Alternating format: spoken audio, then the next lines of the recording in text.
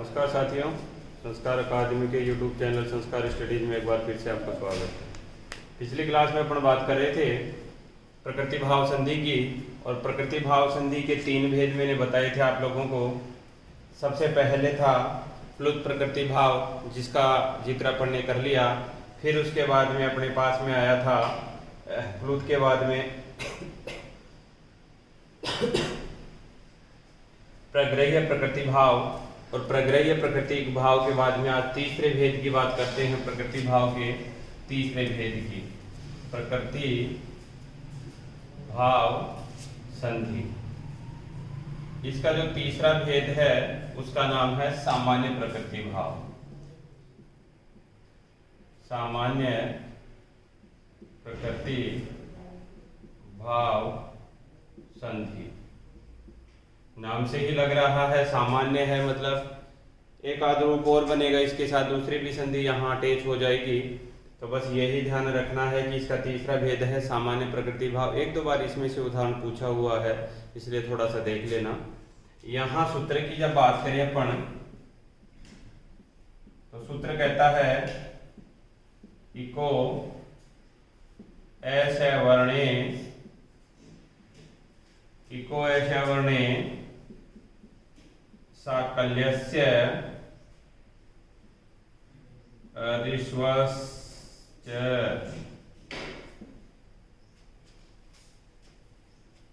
Eco ऐसे वर्णे साकल्यस्य ऋष्वस्य च। बड़ा ही अच्छा यहाँ कहा गया है, कह रहा है कि पदांत इक, हिंदी देख लेते हैं। पदांत इक,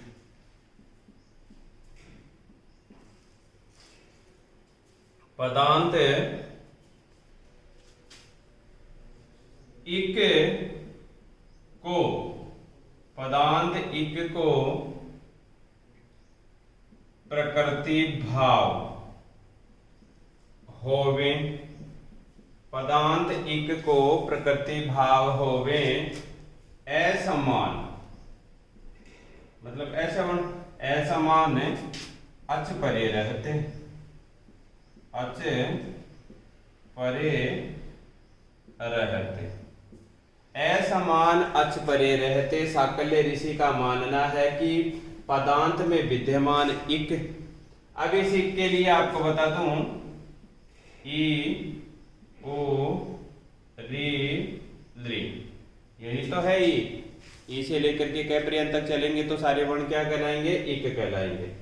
पदांत इक को प्रकृति भाव होवे असमान अच परे रहते। यदि, देखो दूसरी बात ये कह रहा ना ऋष्वस्य च, यदि पदांत इक दीर्घ हो तो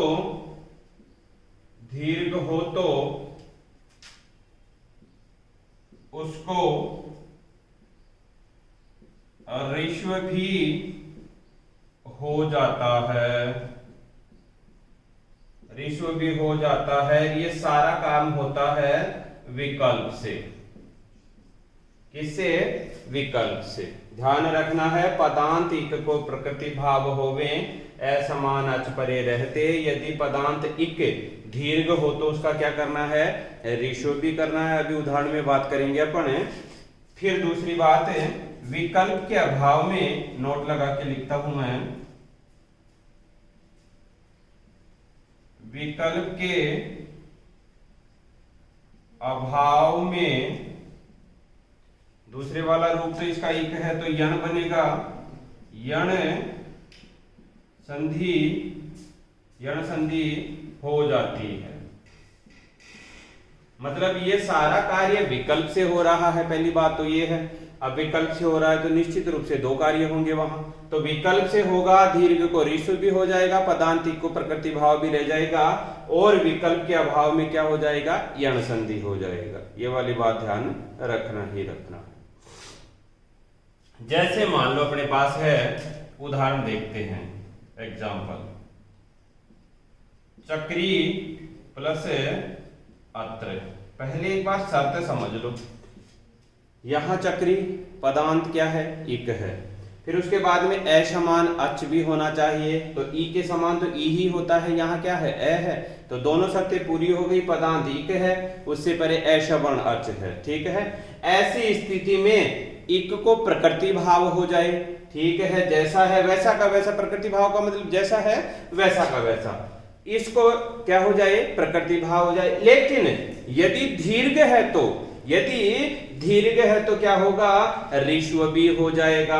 अब ये चक्री में ई दीर्घ है कि ऋष्व है, दीर्घ है, दीर्घ है तो क्या करेंगे इसका ऋष्व भी करेंगे, और ऋष्व करते ही क्या होगा चक्री और ये अत्र, ये तो बन गया इसका प्रकृति भाव वाला रूप चक्री और अत्र का। तो अब ये कह रहा कि अगर विकल्प का भाव हो तो दूसरे वाला संधि का नियम कौन सा लगेगा, यण संधि का, और यण संधि का होगा तो आप खुद ही देखो, ये रहा चक्री, ये रहा अत्र। अब सुनो यहां ई है और ई को क्या होता है ये होता है, तो ये चक्र, फिर हो गया ये, और फिर हो गया अत्र, ये लो चक्र यह अत्र, और सबको मिलाएंगे तो क्या होगा चक्र यत्र, क्या बनेगा चक्र यत्र। जैसे मान लो नदी अस्ति, नदी प्लस अस्ति, अब यहां क्या करना है, यहां ऋष्व रहता तो है वैसे की वैसे रख देते, लेकिन ये दीर्घ है तो क्या करना है ऋष्व करना है, और ऋष्व करके ही रूप बना देते हैं प्रकृति भाव का। तो ये रहा नदी अस्ति। अब ये कह रहा है कि अभाव में दूसरे वाला रूप भी बनता है, कौन सा यण का, और यण का बनेगा तो आप खुद ही देखो, ये तो नद ई का बनाया ये, और फिर यहाँ अस्ति, और इन सबको मिलाएंगे दै, और ये यहाँ संयुक्त वर्ण होता है, और ध्य विद्या वाला ध्य बनता है, और ध्य बनते ही क्या होगा नध्यास्ति, क्या होगा नध्यास्ति रूप बनेगा। यहाँ ध्यान रखना है इस बात का। जैसे मान लो मधु अस्ति, मधु प्लस अस्ति, अब खुद ही सोचो यहाँ ऊ है, अब ऊ है ऋष्व है कि दीर्घ है, ऋष्व ही है पहले से ही, तो एक रूप तो जैसा है वैसे की वैसे बनेगा प्रकृति भाव में, ये रहा मधु अस्ति। अब यण संधि वाला पता है आपको कि ऊ को क्या होता है वह होता है, और वह होते ही क्या रूप बनेगा यहाँ मध्वास्ति, क्या बनेगा मध्वास्ति, ऊ को वह हो गया और वह में ए मिलाया, रूप बना मध्वास्ति, ठीक है। ये वाली बात आप लोगों को ध्यान रखना है। जैसे मान लो और उदाहरण देखते हैं, दधी आनय, दधी प्लस आनय। अब यहां क्या करना है ई है और ऋष्व है, तो प्रकृति भाव में तो जैसा है वैसा का वैसा रहेगा, एक परिवर्तन होता है। अगर मात्रा दीर्घ की हो तो उसको ऋष्व कर देते हैं, ये साकल्य ऋषि कहता है ऋष्वस्य च, उसको दीर्घ को ऋष्व भी कर दो, और दीर्घ को जैसे ही ऋष्व करेंगे तो ये ऑलरेडी ऋष्व है ही, दधी आनय, ये तो प्रकृति भाव का बन गया। अब इसका बनाना है किसका यण संधि का, और यण का बनाएंगे तो ई को ये कर दो, तो ये तो दध हो गया, ये हो गया, ये आनय हो गया। अब इन सबको मिलाओ दधयानय, दध्यानय, बस ये वाली बात आपको ध्यान रखना है। जैसे मान लो रोगी अत्र है, रोगी प्लस अत्र, यहां दीर्घ वाली मात्रा है, क्या है दीर्घ वाली मात्रा है, तो इसका क्या करना है ऋष्व करना है। अब जैसे ही दीर्घ को अपन ऋष्व करेंगे तो बोलो क्या होगा, छोटी वाली मात्रा लगा देंगे तो प्रकृति भाव का रूप बन जाएगा। ये रहा रोगी अत्र।